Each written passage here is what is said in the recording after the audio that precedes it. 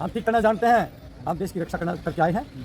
बाहरी ताकतों से अंदर से भी करेंगे जिस प्रकार से किसी गद्दार देश को तोड़ने का काम कर रहे हैं, देश को काम कर रहे हैं, उसको हम सीधा कर देंगे। मानते हैं कि देश खतरे में डाला गया है। वो भी देश को तोड़ने का काम करते हैं। आज भारतीय सेना की है ना, भारतीय सेना एक है ना, बताइए आप क्या दो हैं? एक है, लेकिन दुर्भाग्य से करना पड़ता है। कहीं करनी सेना, कहीं भीम सेना, कहीं शिव सेना, कहीं परशुराम सेना, कहीं जाट सेना, कहीं यादव सेना, कहीं चमार सेना, कहीं मुसलमान सेना।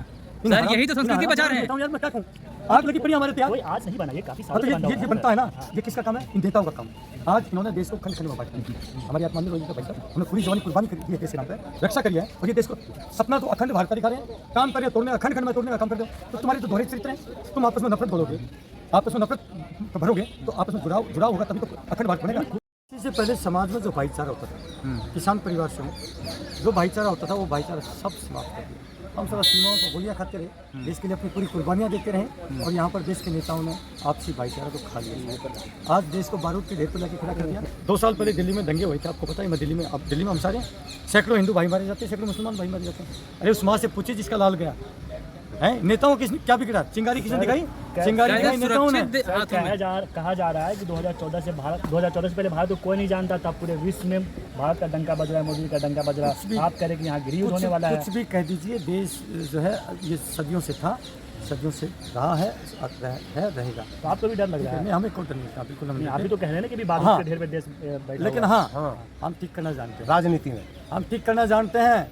हम देश की रक्षा करना करके आए हैं।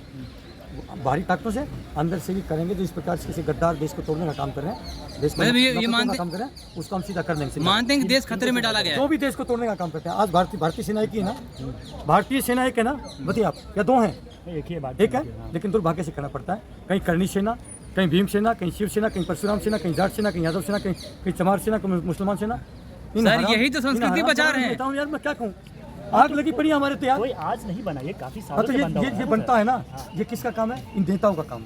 आज इन्होंने देश को खंड खंड में बांटा। हमारी आत्मा में रोएगी तो भाई साहब, हमने पूरी जवानी कुर्बानी दी है देश के नाम पे, रक्षा करी है, और ये देश को सपना तो अखंड भारत का दिखा रहे हैं, काम कर रहे हैं, तोड़ने अखंड खंड में तोड़ने का काम कर रहे हो। तो तुम्हारी तो दोहरे चरित्र हैं, तुम आपस में नफरत घोलोगे, आपस में नफरत भरोगे, तो आपस में जुड़ाव होगा, तभी तो अखंड भारत बनेगा। वो लोग कह रहे कि आप लोग आंदोलन जीवी है, उनकी छवि खराब करना चाहते हैं, कोई भी मुद्दा होता है आप लोग आंदोलन करने लगते हैं। ऐसा कुछ नहीं, आंदोलन कुछ नहीं, सभी के पास घरों में काम है, बीवी बच्चों वाले हैं भाई, बाल बच्चों वाले हैं, ऐसा कुछ नहीं, आंदोलन कुछ नहीं है। हाँ, गलत बात के लिए मुद्दा उठाना ये हमारा दायित्व होता है। मरे हुए मुर्दे नहीं हम। अगर कोई बात आती है, सही बात को सही बोलने की मादा रखते हैं, क्षमता रखते हैं। सिर्फ मोदी जी का कहते हैं विरोध करना चाहते हैं। हम तो क्यों मोदी जी का विरोध करेंगे? हम तो मोदी जी के वोटर हैं भाई, लेकिन गलत नीतियों का मोदी जी का विरोध नहीं है, गलत नीतियों का विरोध। अभी एक चीज़ देखिए, हमारे फौजियों के साथ में हम 105 दिन से बैठे हैं, 105 दिन से जंतर मंत्र पर बैठे हैं फौजी। उन्होंने शुद्ध नहीं लिए, जबकि यहाँ से मुश्किल से चंद कदमों की दूरी पर जो है मोदी साहब का सिंहासन लगता है, पार्लियामेंट है।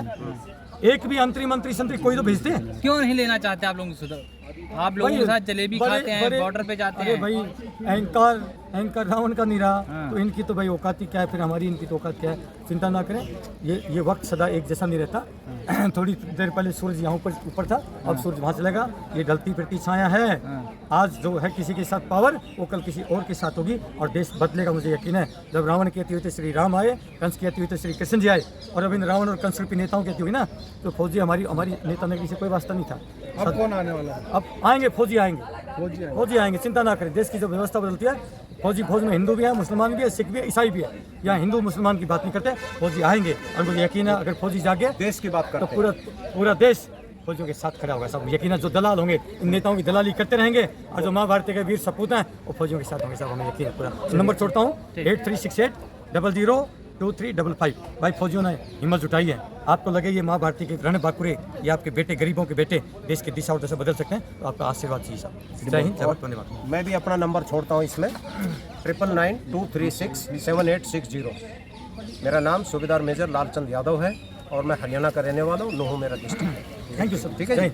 और आप कह रहे थे, मैं इसके साथ एक और चीज़ बोलना चाह रहा हूँ कि भाई ये तो भाई अलग अलग नाम है, अलग अलग धर्म है, ये ऐसे। पहले यहाँ नाम भी अभी तकरीबन 1500-1600 साल से ही क्या नाम ये हुआ है, नहीं तो इस भारत का नाम इंडिया नहीं था, हिंदुस्तान नहीं था।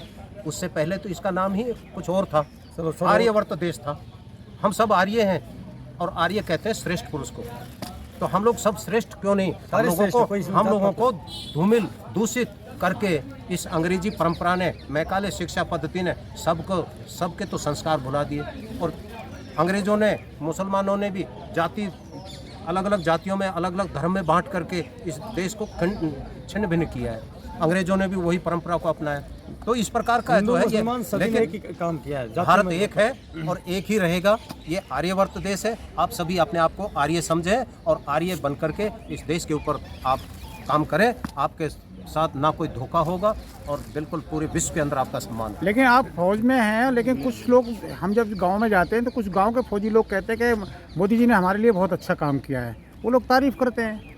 हम भी तारीफ वो कौन से फौजी हैं वो? हम भी तारीफ करते थे, उसमें हम भी थे। हाँ, हम भी थे उसमें। अब कल तक हम भी थे, अच्छा, लेकिन जब अब अचानक क्या हो गया? अब जब पिछले 1 से 5 दिन से बैठे तो है ना, हमारे साथ जो विसंगति हुई है। 105 दिन से तो ये लोग बैठे ही अब हैं। जो देश का पूर्व फौजी है ना, हम्म। वो सारे का सारे विरोध में खड़ा है। फिर उन फौजियों को क्या अपील करेंगे आप? उनसे क्या कहना चाहेंगे? वो लोग तारीफ कर रहे हैं, आज गुणगान कर रहे हैं सारे उनके। भाई हम एक भाई हैं। सुनो, देश का सैनिक एक है। अभी देश की बागडोर फौजियों को संभालनी पड़ेगी। देश की बागडोर अब दूसरे मोदी या किसी और नेता पर विश्वास ना करके, या सोनिया पर या किसी और पर ना विश्वास करके, फौजियों को खुद अपने आप पर विश्वास करना पड़ेगा। और मैं कहता हूँ फौजी से बड़ा देशभक्त कोई नहीं। नहीं हो सकता। चलिए, ठीक है, ठीक है। ठीक है, फौजी से बड़ा देशभक्त कोई नहीं।